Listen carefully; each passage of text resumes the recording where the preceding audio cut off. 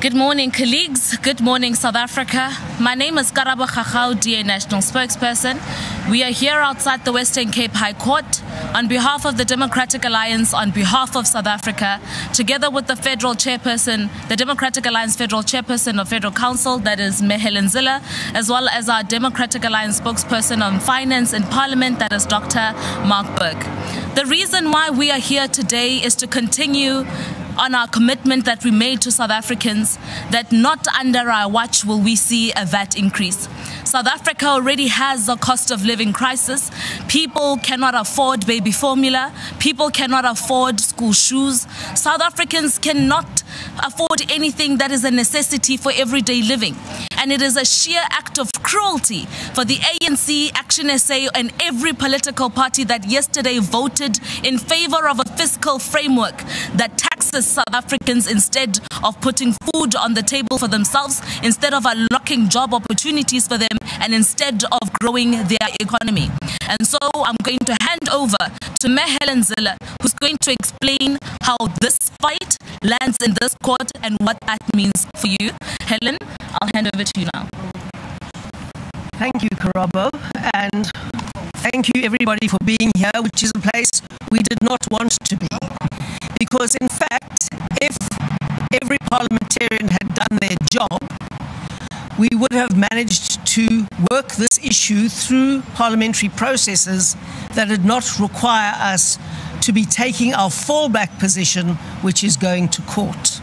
The DA never only has one plan, we have a whole series of plans, and we are absolutely determined that we are going to succeed in our plan to stop VAT on the 1st of May, as announced by the Minister, Enoch Godongwana. All of those people who are under the mistaken illusion that Action South Africa has stopped VAT are just that, deluded.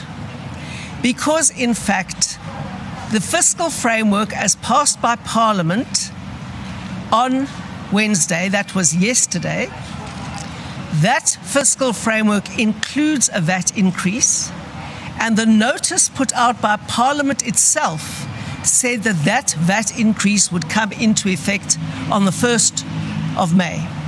So if Action South Africa still believes that they've stopped it, they are living in cloud cuckoo land. The DA, on the other hand, had, after weeks and weeks of negotiation, put on the table a package of economic reforms that would have enabled our economy to grow and create jobs and enable the government to increase its tax package by having far more people employed.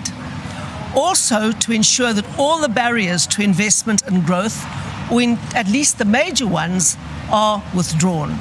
That was the DA's plan, and in fact we came within a whisker of achieving that until the point where the smaller parties, who all promised to be in opposition to the ANC and rejected this government of national unity when we set it up under very difficult circumstances, then jumped ship and allowed the ANC to increase your VAT without any conditions whatsoever. And so we're not going to sit there and allow that to happen. We are not in the GNU for blue lights or cars or ministerial homes or status. We are in that GNU for one sole purpose, and that is to get South Africa's economy to grow at the rate it needs to grow in order to absorb more people into productive employment and thereby reduce poverty. That is why we are here. And we are not going to play any games that enable the ANC to retain its profligate spending, its extreme wastage, not even do a spending review of, for example, ghost employees in the system, but just continue taxing South Africans till they cannot even put food on the table, as my colleague Karabo so eloquently said a moment ago. So our plan B is to take this to court. Our plan B is very strong and solid. This morning I signed these papers. These are crucial papers that are going to really change the face of how these decisions are taken in Parliament and change the decision to increase your VAT, it will ensure that we prevent that. And these papers have two parts. The first is to get the process on the 1st of April that transpired in the Parliamentary Portfolio Committee on Finance declared null and void because they were unprocedural. Therefore, to set aside any decision they took. And the second part of Part A is to interdict a VAT increase on the 1st of May. So that's an urgent case to interdict a VAT increase. The second part of these papers is to get Section 7.4 of the VAT Act declared unconstitutional because it gives the Minister the power to enforce a VAT increase without taking it through Parliament and without the need to have the fiscal framework and other legislation required passed in Parliament. So it gives the Minister legislative powers to pass laws simply by making a statement. And we know that that is unconstitutional, and we want the court to declare it now. So we feel we've got a very strong case in law. The DA has been around the block enough to know it never can predict the outcome of a court case, but this is as strong a case as you are likely to get. And this is our plan B. We were hoping, against hope, that we would be able to get the ANC to compromise, to act honourably. It didn't do that. Instead, it did some backroom deals with parties that are not even in the GNU and tried to trump us, and I use that word advisedly. And they are going to see what the outcome is of that, because we will push them back yet again in the interests of South Africans. That's great. Thank you very much, Mama Zille. Colleagues, that is that.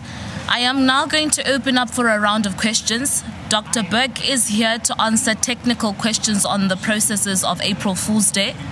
And from there, we'll also have, if you want substantive questions from Helen or myself on what we're going to do, I'll do that. So as is standard protocol, your name, the news house that you represent, and to whom that you're addressing your question. I'll start on my right. I'll start here. No. So you ask, I close a round, and then people answer, and then I'll come back and take another round. I'm Zille Merrington from the SABC. I'd like to find out, in the light of quite a few parties who are part of the GNU who voted in support yesterday afternoon, what is the plan going forward in terms of the GNU and the DA's place in such a GNU? Okay, cool. Hi, thanks. My name is Baba Londense from EWN. Ladies and gentlemen, there's a crime against Islam in South Africa that Jews did in South Africa. I'm Irish Khalid, I'm a Moroccan nationality. I was accused of being a terrorist in South Africa. I used to wholesale perfumes, and Jewish people fake my perfume to bombs. Jewish in South Africa, they fake my perfume to bombs. They rape my wife. They rape my daughter. No justice for them, they're Jewish. Still be able to conduct a meeting. All right. Please continue, sir. Okay, my question, can we view these papers that you filed here as maybe you filing divorce papers in the GNU, or is that too premature at the moment? And, you know, is it possible for your members in cabinet to implement this budget that they're so opposed to, you know, and is it workable? And can you just confirm if that this is divorce papers, and can your members be in a position to implement such a budget that you are so opposed to? Okay, the last question of this round, and then, yeah, so I'm just taking 3, and then I'll take 3. We don't have handbooks. Good morning, Helen. I'm Kevin Brand from ENCA. My question is just with regard to the impasse over the budget, with sentiments that it has more to do with the demands from the DA that the ANC did not accede to, as opposed to the VAT hike, and also just where to for the GNU from here. Thank you. Are we filing divorce papers, and our ministers going to roll out this budget? Okay. You want to go closer? I'm not sure that I caught all of those. Okay, well, let me just quickly answer the ones that I think I can answer. Yeah. Right. Number one, the DA's federal executive will be meeting today. We will consider every aspect of this case, strategy and tactics. We will be discussing the content of our court case and looking at various milestones that we predict coming up in the near future. We know that whatever decision we take will have profound implications for South Africa and for our economy, so we're not rushing into anything. We are going to consider all the options, look at all the consequences, and try to predict the unintended consequences, and then make a rational decision on the basis of those at the right time. I think that answers Babalo's question as well, does it? Okay. And then Kevin's question. Kevin said, was this about VAT or was it about a wider economic package? Well, it was about both. Because we are here to get the ANC to share power, most crucially, on an economic plan to save South Africa. And so if the ANC wants to do something that we reject, like a 2% VAT increase, which it was initially, if they want to do something that we reject, and they say we'll give up on that, then we say we want X, Y, and Z. That's how negotiations work. And at the top of all the GNU's documents, you will see that it says the plan to get economic growth and jobs. That's what it says. But usually in the body of the text, if it comes from the ANC, it's a plan to undermine economic growth and destroy jobs. And we're not in the government to do that. We are there to grow the economy and create jobs. We know that being in a coalition requires compromise. You can't get it all, but the ANC also can't get it all. And they are refusing point blank to share power. What they want is for the other parties in the GNU to say, we will support the ANC's plan. We will back it. We will bring our votes to ensure that it gets through the parliamentary processes. That's not the DA. We are there because we promised South Africans in the election campaign that we would rescue South Africa, which crucially means getting the economy growing again. And that is why the plan to grow the economy was central to the VAT negotiations. All right, I'm going to come to this side and come back here. I'll start with you, Ziyanda Abraham. Thank you so much. It's Ziyanda Ngobo from Newsroom Africa. I'll direct this to you, Helen. What would you say to people critiquing you for actually inviting another arm of state to intervene in what was by and large a political process in Parliament in a standing committee, and that you essentially lost by a vote, that you didn't speak to other political parties about voting with you in that standing committee on finance? The other thing, Helen, here is that, the minister could still issue a gazette, which is what it seems Action SA and the ANC have committed to say effectively we won't have this 0.5 percentage point VAT hike because within the next 30 days we're going to come up with revenue proposals. So in other words, you both want the same thing but different avenues, and you are an oppositionist party in the government of national unity, as one Gwede Mandashe has accused you of being, Helen. Okay. Thanks. Sure. So answer immediately and then we'll come to you. Sure, Ziyanda, thank you very much for that question. The bottom line is, let me start, that the Action South Africa and the DA don't want the same things. Action South Africa is confining their discussions to a very narrow matter that will do nothing to change the economic trajectory of South Africa. If they believe the ANC, and if the ANC does indeed make a concession that removes VAT, that doesn't go near enough to getting an economic plan on the table that will grow the economy and create jobs. So we don't want exactly the same thing at all. We want the barriers to growth to be removed.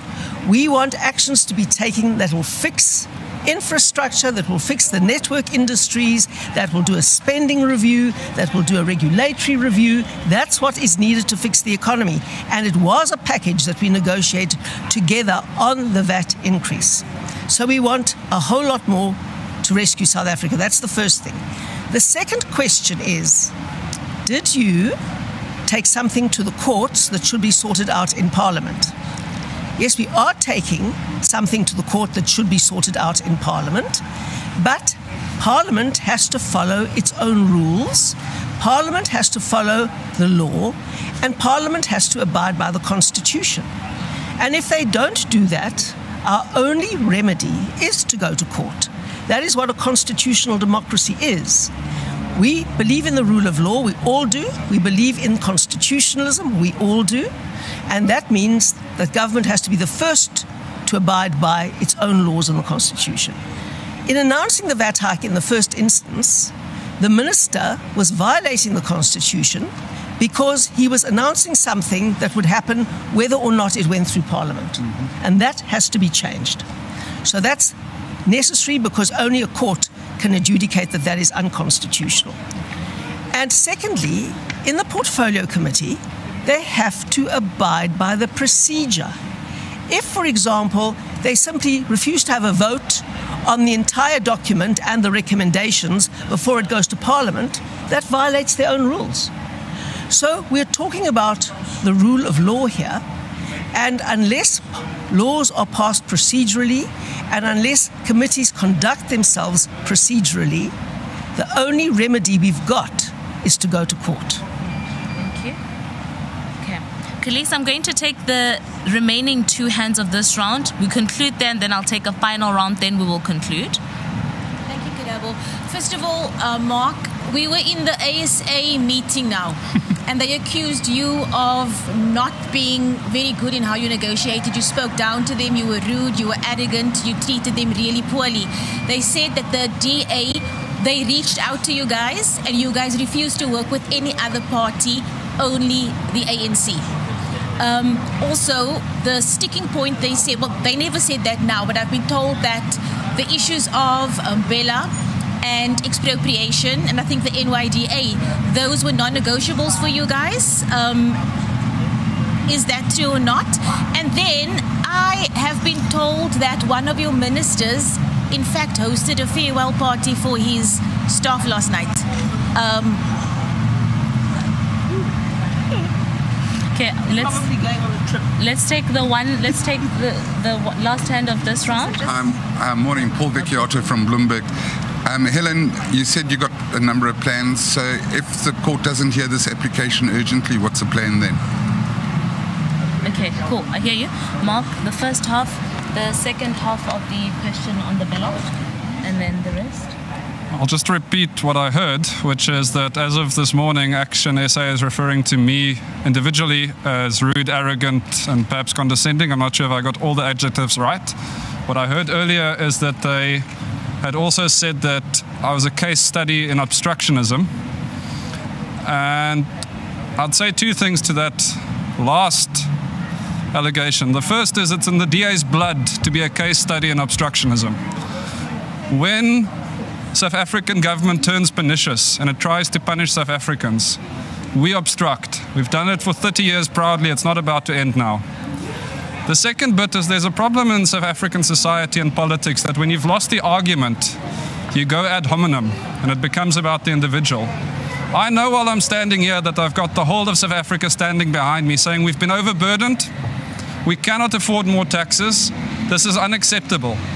And so I would say to whoever is leveling these allegations, keep them coming. We will not be deterred. We will defend South Africans. If you want to go out and advocate for a VAT increase and attack us for doing so, we're ready for that fight.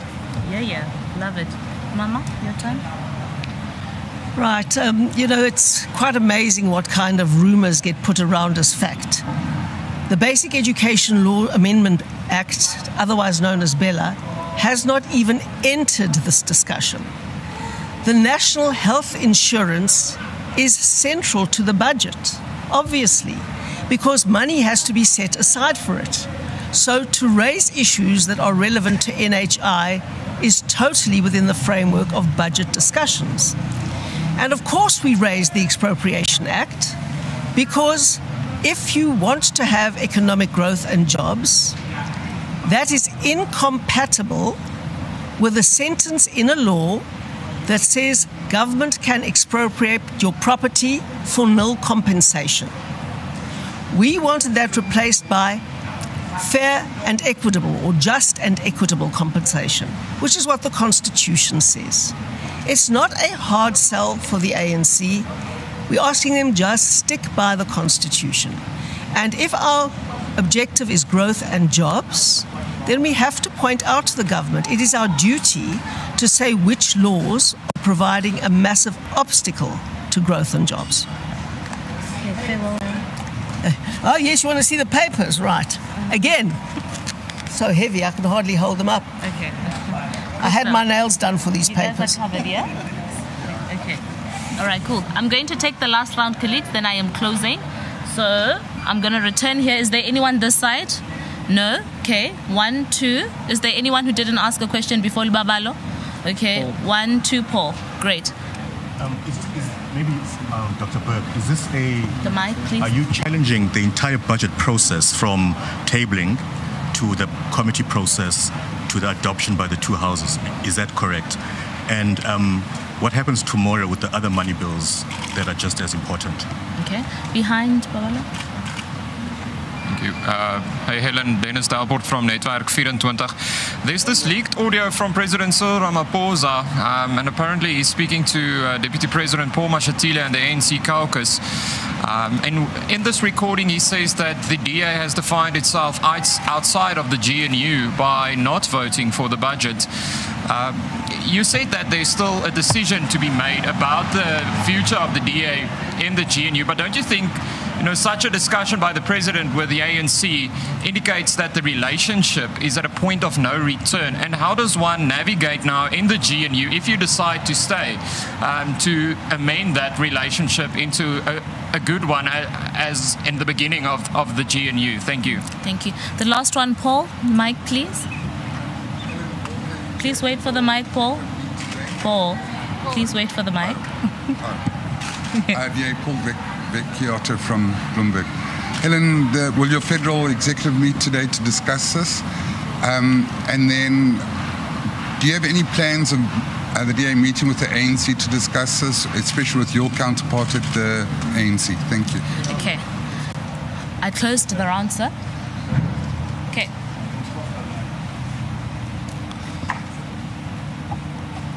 I don't want to get too stuck on legal technicalities, but let me, for the sake of the question, quickly repeat it. The question was roughly whether we are challenging the whole budget and the process around that. The budget is that, it's a process. The first step was meant to go in a procedurally sound manner this week, which was the fiscal framework. What comes after that is DORA, the Division of Revenue, the Appropriations Bill, and then finally the tax laws and related matters. The procedural issue we have here that we've now filed papers for is nothing about Tuesday was sound. We sat for a 9-hour marathon meeting, chaired in probably the most inconsistent way. I could only describe it as almost trying to be bad at it. So the process there is not sound. We're challenging that. It led to a farcical report, of course, on the 1st of April. And that farcical report was yesterday voted for in Parliament. But I must point out that the final step on any report is you should have the report to be able to vote on it. We had a report at the start of the day. People voted for something in the ether, and there wasn't even proper voting on the report itself. There's a broad discussion on some suggestions. So the whole thing was procedurally flawed.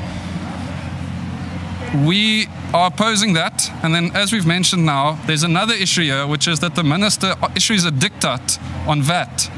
And if he doesn't have the support in Parliament, there's no way South Africans can be refunded. And in fact, people coming to South Africa can be refunded for VAT expenditure that changes and then changes back. That is a problem. The Minister should have the support of Parliament to be able to issue diktats such as this. And so that's the second thing that's being challenged here. And of course, we'll have to now monitor the remaining 3 bills that I've described and see if they are procedurally sound in the way that they go about trying to pass those through Parliament. I hope I've clarified a bit. Thank you, Mark. Last slide. Yes. Wil jy graag hê ek moet die vraag in Afrikaans beantwoord? Okay, ek sal my bes doen. Ek is seker almal verstaan Afrikaans. Die president Okay, I'll do English. Can I do English first and then Afrikaans? Okay. The question was, given the leaked audio from the ANC-NEC meeting in which President Ramaphosa was recorded as saying the DA has defined itself out of the GNU, where do things stand and how can things continue? Now, I've been involved in many negotiations with the ANC.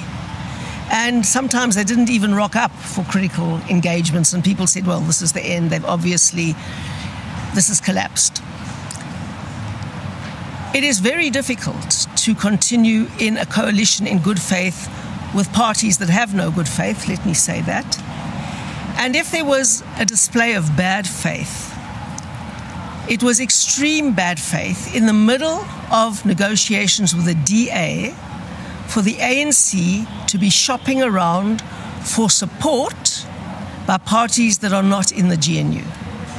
And obviously by making people promises of the consequences and then trying to get the DA to define themselves out of the GNU as the president stated.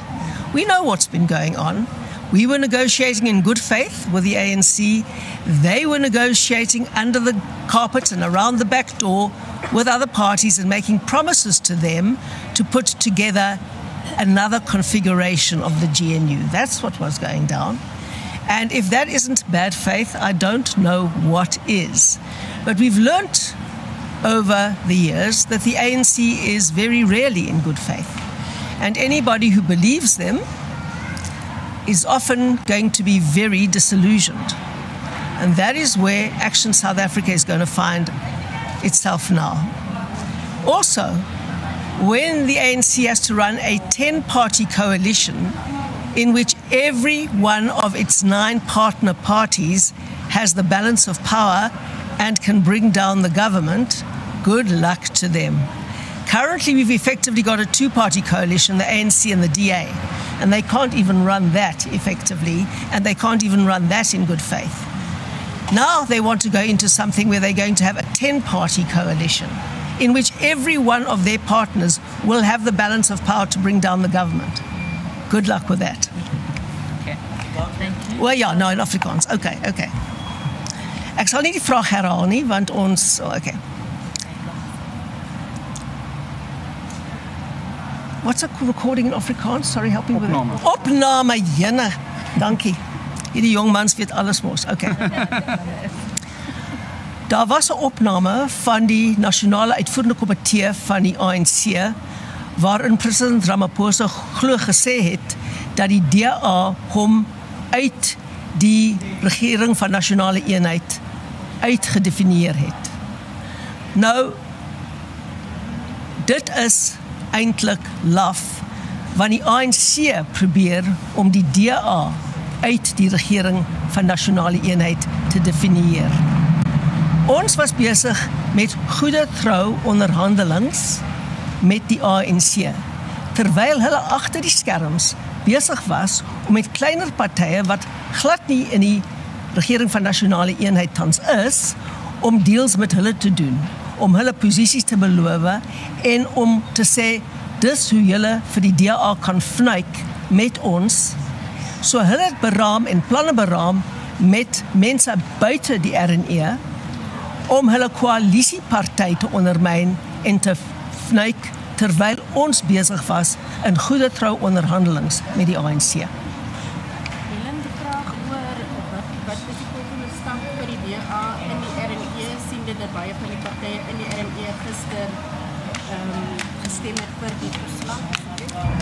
Ons is verantwoordbaar aan ons is verantwoordbaar aan ons kiesers en al die kiesers van Suid-Afrika.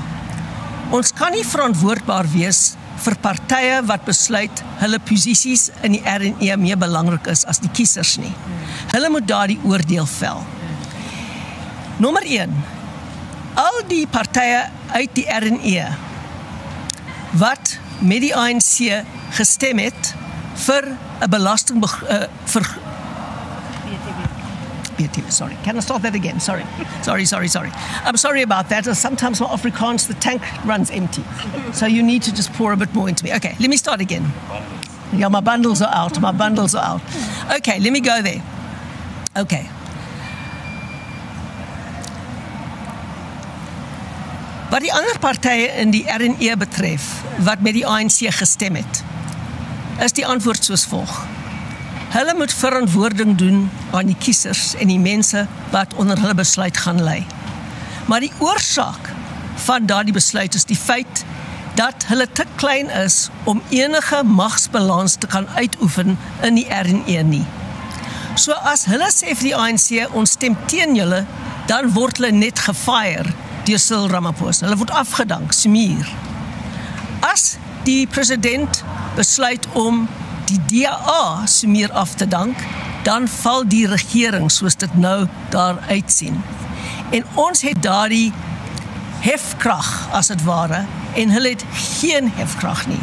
Hulle moet bloot ja en amen vir die ANC sê, as hulle poste wil behou. En met meeste van hulle gaan dit oor poste en nie oor beginsels nie. Yeah, thank you. All right. Is this April Fool's Day? All right. Thank you very, very much, colleagues. That brings us to the end of our conversation here. We will be available to have one-on-ones if that is the case. Thank you for being here.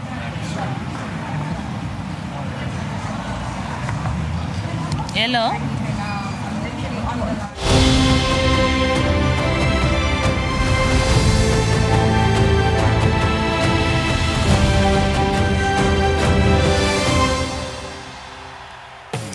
Thanks for watching. Join the mission to rescue South Africa. Like and follow us on Facebook, TikTok, Instagram, and X. Subscribe to our YouTube channel and hit that notification bell. Join the DA, because the DA gets things done.